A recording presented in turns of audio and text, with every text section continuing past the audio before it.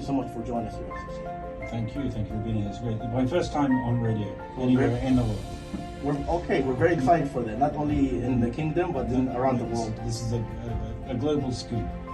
And first of all, we'd like to, of course, welcome you to the show, Your Excellency. Which basically means I sort of British government representative in Saudi Arabia and have sort of responsibility for trying to advance and improve our bilateral relations with the Kingdom of Saudi Arabia, which is a great pleasure and an honour for me.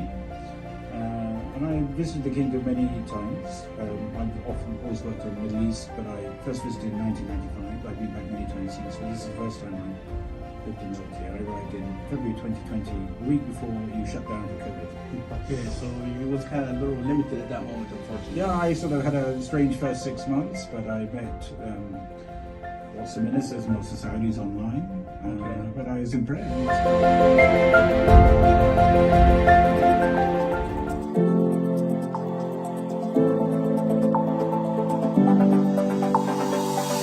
The Diplomatic Perspective.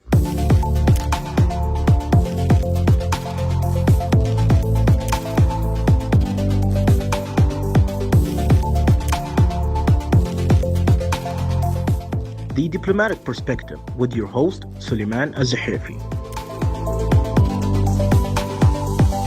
Hi, welcome ladies and gentlemen to the first episode of the Diplomatic Perspective. You are joined with myself, your host for the show, Suleiman Az-Zahafi.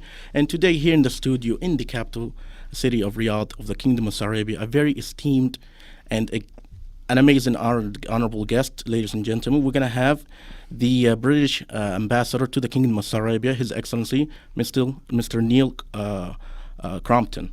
Thank you so much for joining us, Your Excellency. Thank you for being here. It's great. My first time on radio anywhere in the world. We're very excited for that, not only in the kingdom, but around the world. This is a global scoop. Indeed. First of all, we'd like to, of course, welcome you to the show, Your Excellency. Please introduce yourself. Tell us about yourself. What do you do? And when did you arrive to the Kingdom of Saudi Arabia? So I'm Neil Crompton. I'm the British ambassador, which basically means I sort of the British government representative in Saudi Arabia and have sort of responsibility for trying to advance and improve our bilateral relations with the Kingdom of Saudi Arabia, which is a great pleasure and honour for me. And I visited the kingdom many times. I've always worked on the Middle East, but I first visited in 1995. I've been back many times since, but this is the first time I've lived and worked here. I arrived in February 2020, the week before you shut down for COVID. Okay, so it was kind of a little limited at that moment, unfortunately. Yeah, I sort of had a strange first 6 months, but I met lots of ministers and lots of Saudis online. But I was impressed. Saudi Arabia adapted very easily, and I think we all felt very safe here, and we were looked after really well by the Saudi people. So I think the rest of my family are in London and in lockdown for a long time, and they're sometimes a little bit jealous, and I have a very nice garden to sit in there. So. Oh wow, that's amazing. That's quite incredible to hear. So since you've been here since 2020, tell us after the lockdown and little quarantine, where have you visited in the Kingdom of Saudi Arabia? Any favorite destinations you would like to tell our listeners? Well, it's a big country, and so I haven't been everywhere yet. And there are some places you naturally go for work. So like I go to Jeddah, and I've been to the Eastern Province, but I've tried to do some tourism as well. And I've been to, if you like, some of the more traditional places like Medina, which is interesting. And I've been to some of the new sites you're developing. I enjoyed visiting El Ula. I think my favourite place I've been to so far is Umluj. If you haven't been, we went out on a boat swimming with my son, and the water. The water is so pure. We had a fantastic day there. But also, I very much enjoyed visiting Al Ithra Cultural Centre in Eastern Province, which is, sort of just a magnificent building. It's quite amazing. Yeah, but a few places still to go. So I'm going to Al Abha next week, and I hope to visit all the provinces before I finish. We're very excited, and a lot of people that come to the kingdom for the first time, Your Excellency, they're always amazed in how they expect, Saudi Arabia as a desert and everything, but it's now coming as a future destination hub, and I'm sure that you noticed that for yourself. Absolutely, and as I said, I've been many times before. So I've seen changes, and there've been a lot of changes since 2020. But there was always very warm hospitality, and I'm very pleased. And there were always, there were hundreds of thousands of Britons visited for the Hajj or Umrah. Yeah. But I think now we'll see a different sort of tourist who comes and sees the historic places and gets the chance to, experience the friendliness of Saudi people in whichever city they go to. And there's so much else going on. So Indeed. So it seems like the Saudis are going to the UK, and the UK is coming. Well, it's a two-way process now, and that's good. Yeah, and we enjoy that. I think one of the nice things is always the people-to-people links were very strong between the two countries. Indeed. And also, this was very interesting, Your Excellency. Earlier this week, the United Kingdom's women's football team won the Euro Cup finals at a packed stadium in Wembley, and millions around the world were watching at home. We saw on Twitter that you hosted a screening of the match. What do you think of the game, and what does this mean for the women's sports in general? Well, I thought it was we're very. First, I would say in England we're very proud of the Lionesses, as we call them. I think it was. I think the tournament captured people's imagination, and women's football has been growing in popularity in the UK, but it was mainly watched by women, and I think this is the first time we've had a tournament that was watched by everybody. So I read 17 million people in the UK watched the final, and you would have seen the pictures at Wembley, which was fantastic.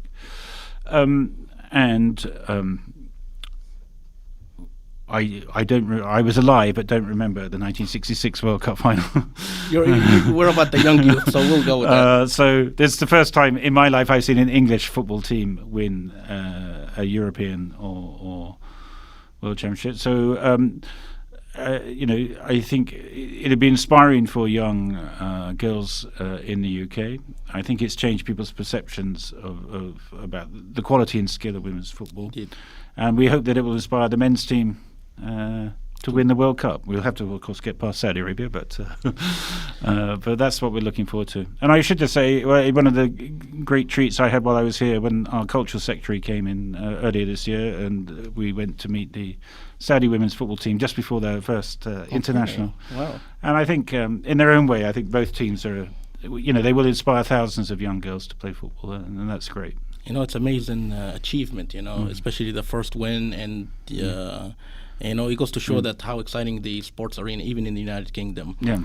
Coming to my next question, Your Excellency, the United Kingdom recently included Saudi Arabia and Bahrain in the electronic visa waiver. This is an exciting news. I was excited. What does this mean? What is this benefit? Well, I think I should say, first of all, I'm really happy about this.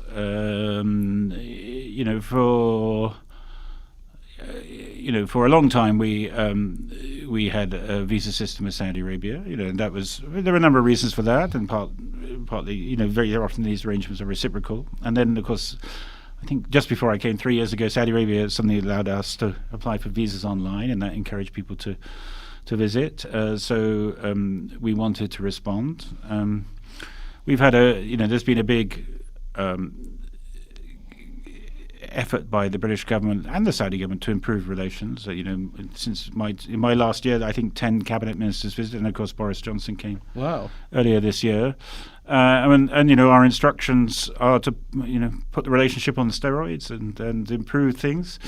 And I think our ministers, as I said to you earlier on, we've always valued the people-to-people links, and I think by allowing Saudis to join the scheme, it means that more people will be able to travel easily to the UK, which is good for the relationship, good for tourism in the UK.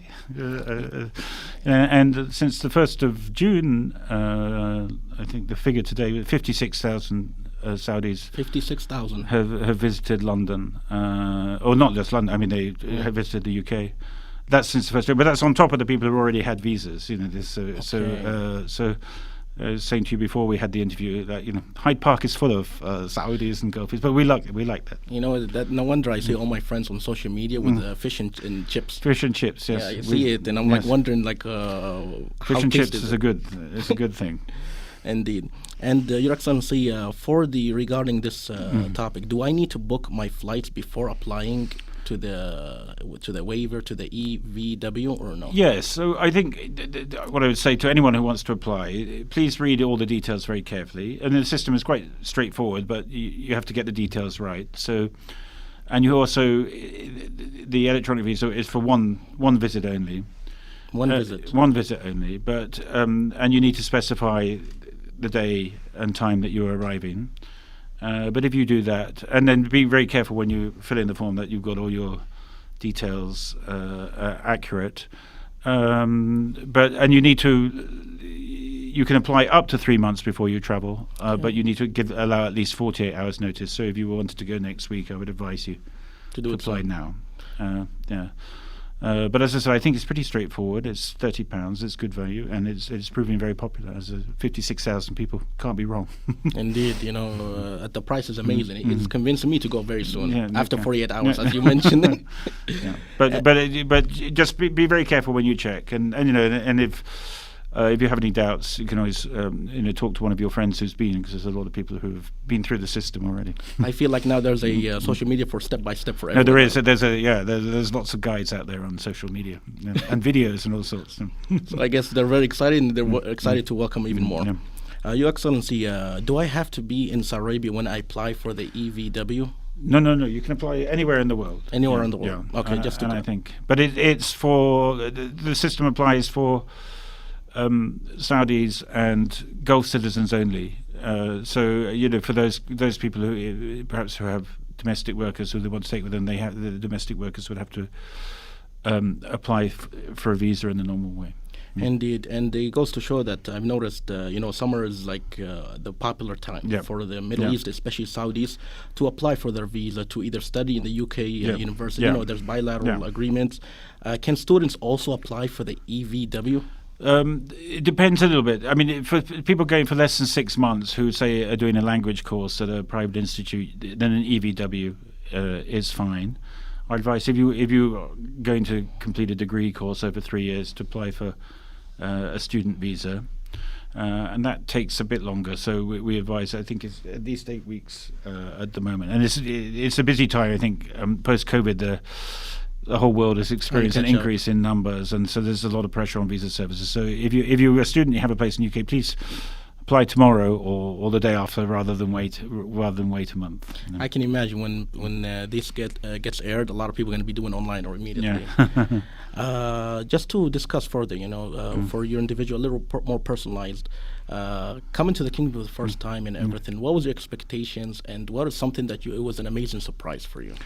Well, I think, as I said, I'd visited many times before, but I'd only ever come for a few days at a time, and normally on official business, so I spent a lot of time, seeing Saudi officials, and which was interesting, but I didn't have much chance to see ordinary Saudi life. So,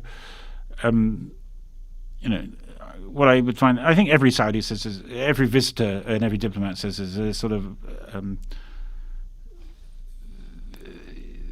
they're all touched by how warm the Saudi people are towards them and how they welcome them, and people invite us to homes and things. I think and all Arabs are friendly, but I think the Saudis must be the friendly. They would win the competition for being the friendliest people in the world. I think that they said that after the large feasts they have with the food. Yes, we enjoy the feasts, and then I think we've all of us who've been living here the last few years have enjoyed watching the sort of. It's not just we see changes; we feel it. There's a sort of energy, a vibrancy. I was reading last week that I think 36% of the Saudi workforce are women now. Wow. which when I visited in 1995 was not the case. And we see fantastic change. And I had, I visited nice places like Umluj, but since I've been here, I've been to the first Grand Prix I went to. This is my first interview with a radio station. I remember the first time I visited Riyadh Boulevard, sort of it's a slightly different face. You sort of traditional warm Saudi welcome, but a very modern feel, and sort of families and everybody enjoying themselves. So they've always been fantastic experiences. And then professionally, we've been so busy. The Saudi ministers they keep us in the embassy busy. They ring up, make proposals, and then they bring us the following week and say, "What progress have you made on these things?" So, so we, it's not all fun. We have to keep working. Yeah. Well, I guess that's the beauty of when two great nations come together, for the leisure tourism and of the business and trade aspects. You mentioned, Your Excellency, you were here first time 1995. 95. Yeah. 1995, yes. Tell us the experience, like how was it before, back in the days, and how was it like recently with the past few years? You noticed that the first Grand Prix, you went to the first special, entertainment and stuff. Yeah. How was your experience there? Well, I think big changes. I think in 1995, it was a long time ago, and for visitors, there weren't many sources of entertainment. There weren't many restaurants, as I recall. I remember I stayed in the embassy for 2 weeks. We were very excited. Fuddruckers Burger Bar had just opened in Jeddah. Oh, wow. And we all went to Jeddah to go to Fuddruckers and had a burger and a milkshake, which was very good. But now there's a big choice in Riyadh. And so I think, and there are... it feels different. It feels more open. And so the past few years was allowing you to have more options and more experiences. I think so, yeah. Because I'm sure for you, when you go to Riyadh Boulevard or any Amlaj you were mentioned, or the Grand Prix for the first time, you probably, when you take social media, you show your family, they'll think, where are you? Did you leave Saudi Arabia? No, there's quite a lot of that. My son, who's 19, he took a year between school and university, and he originally came for 6 weeks, and then he got stuck partly because of COVID, but he was having such a nice time. He spent 9 months. He ended up playing football. He's a goalkeeper. He played football with the Saudi team. Wow. He used to used to come back on Monday nights sweaty, and he said everyone practicing said national pride was at stake. He said, national pride. Yeah, that's right. He's sort of people saying, "Save this, Mr. Thomas." And he was diving around. But so I think, it's sort of, we as I said, it's not just that we see change; we feel change, and there's a sense of energy and very ambitious plans and determination to attract tourists now. And I think people will come and have a good time. So I think for all of us, it's been not just a professionally interesting experience, but a sort of personally rewarding experience to be here the last few years. Indeed, and it's your experience and talent for our dear listeners goes to show that with the visa situation for Saudis to go to the UK and it's vice versa, it goes to show that once you visit a new culture, once you visit a new region, you're able to understand the region, you're able to engage with the people. And I think that's right. And part of the job of an embassy is to explain the country that they represent. So part of my job is to explain the United Kingdom to Saudi Arabia, and part of my job is also to explain Saudi Arabia to my own government, and that's been a lot of fun and interesting, and certainly for members of my own government, there's sort of constant fascination. So the question is, what's new? What happened since I came 6 months ago? And there's always something new to talk about. So usually, when you're as an ambassador. For a Saudi to go to the UK, how will you explain it? For them to visit and everything, how will you relay the idea of the United Kingdom? Because the visa, a lot of people, they hear London, they hear United Kingdom, but what is there for them to understand more? A good question. And I think London's a genuinely international city, so people from around the world grow up with images. Everyone's seen an image of Big Ben. I remember had friends from other countries who come, and if you live in London, you kind of take it for granted, but they sort of love to go to Buckingham Palace and walk in the parks. And I think for many Saudis have spent childhoods or summer holidays when they were younger. But I think for the first time visitor, I would encourage you to do all the nice things in London that people like to do, walk in the parks, go to Fortnum & Mason's, have tea. So you already know the lineup there. Go to a football match. But I also encourage you, if you've got a bit of time, go outside London for a bit. The English countryside's very beautiful, and there are lots of fascinating places around the country, and then you'll see a slightly different side of life. And London is very international, so it's possible. if you went to Edgware Road on a Saturday, you think you're in downtown Riyadh or downtown Abu Dhabi. Everyone keeps but there are lots of parts of London where they're either which feel different. So experiment. But it's certainly in my experience, Saudis like to see things for themselves and get around and about. Everyone said the same thing, Your Excellency, about Saturday night, Friday night, and everything. They were like, I feel like we're in international arena, but yet we'll still feel at home. So I was very excited for I think so. I think that I think it's partly familiar and partly because if you're fed up with fish and chips or English cuisine, you can always go and get there's a very decent shawarma shop on Queensway that I like. Okay, so we're very excited. Extra garlic, as they say. Yeah, well, quite, and they do a rather strong chili sauce. So be careful. Don't ask for extra. Strong, like extra hot. Yeah, mind blowing. Oh my god, that's quite amazing. I have to try it now. It's definitely on my bucket list. Your Excellency, you mentioned something about when you visit United Kingdom, it's not only about London or the international city. You mentioned about the countryside, because I know many my colleagues and friends, they studied and they lived in the United Kingdom, and they told me once you get out of the major cities, you're able to experience the culture from every region and everything. What will you say regarding that? Because a lot of people kind of either forget or they don't even think that as an option while visiting the United Kingdom. Yeah, well, I think it's nice to travel around. It's a small country, so you can travel a long way in a short time.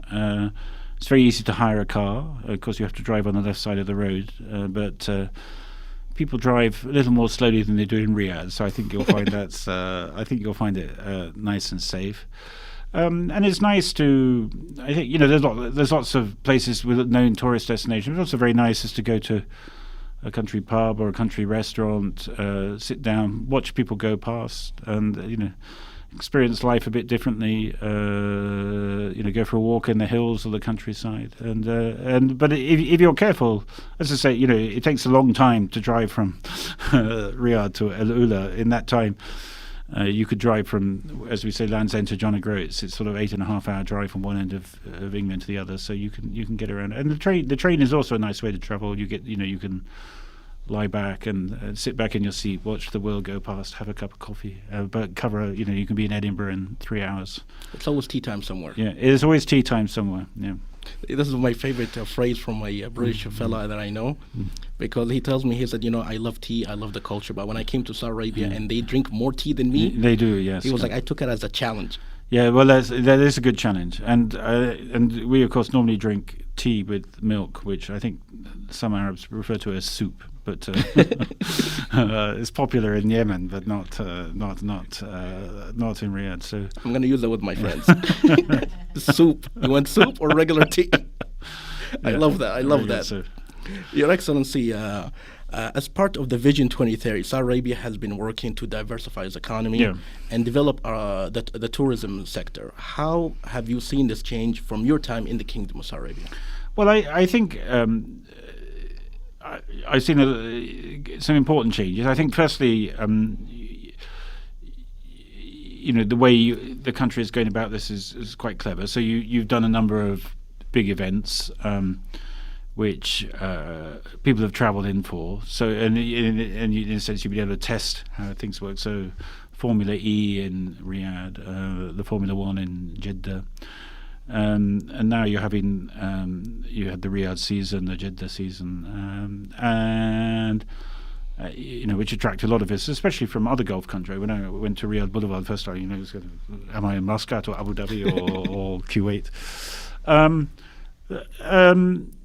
Where I see more hotels spring up. I think in the UK there's a very good advertising campaign. When you go to London, you'll walk around and say, visit Saudi Arabia, and there's seen some nice adverts, and there's been a lot of good social media campaigns, or if you like, documentaries are probably the wrong word, but programs raising awareness about visiting. So I think this will be interesting coming in, and I think we're just waiting to see the infrastructure develop a bit. But in some of these places, you still need a few more hotels. They're being built in the Red Sea.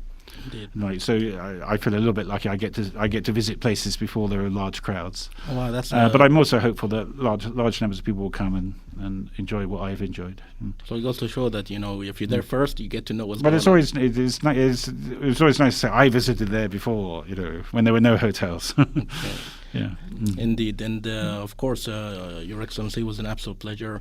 Any final words or message, or anything you would like to convey to our dear listeners, Saudis here in the kingdom, are interested to go to the UK, or even the British community, for them to come to the kingdom? Any final message or word you would like to mention? Well, I'd say, you know, to Saudi friends, you know, thank you for making me feel so welcome. I really had a fantastic time here. I think that's partly social, partly professional.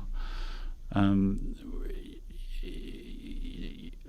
often say when I give interview, you know, people say, "Oh, Saudi UK, it's a historical relationship." It is, but it's also a very modern partnership now. We have, you know, when Boris Johnson visited, you know, one of the big topics of conversation was how can we combat climate change? How can we work together on clean energy transition? And last week, I signed a memorandum of understanding with the King Salman humanitarian agency. You know, we're working together to do development projects in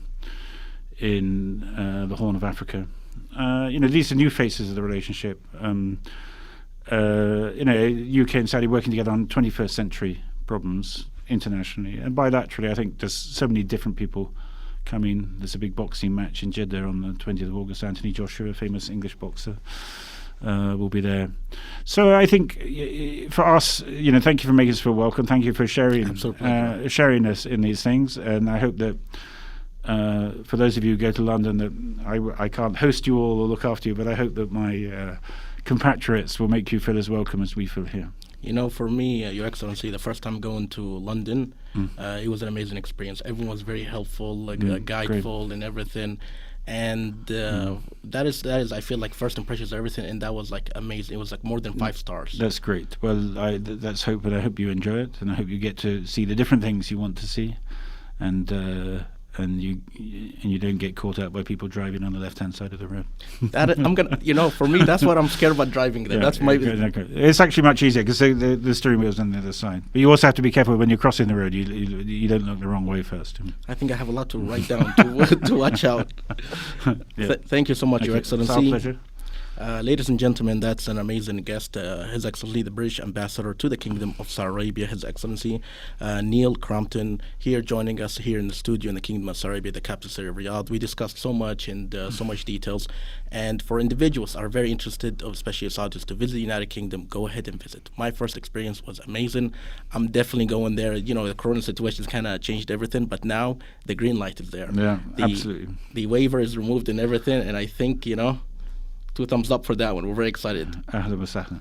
So, ladies and gentlemen, thank you so much for joining us. We thank, of course, again, the British Ambassador to the Kingdom of Saudi Arabia, His Excellency, Mr. Neil Crompton, to join us in the studio for the program of the Diplomatic Perspective. You are joined with myself, Suleiman al-Zahafi, and, of course, what an amazing interview. It was very enlightening, and I love discussions like this, especially on a personal note, because, you know, when you travel in tourism or anything like that, you know, getting to know people, you know, with the experience and everything definitely speaks volumes. Till further episode, Assalamu alaikum wa rahmatullahi wa barakatuh. Thank you.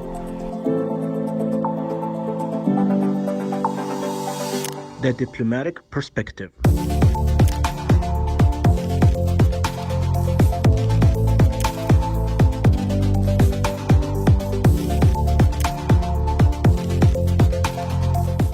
The Diplomatic Perspective with your host, Suleiman al-Zahafi.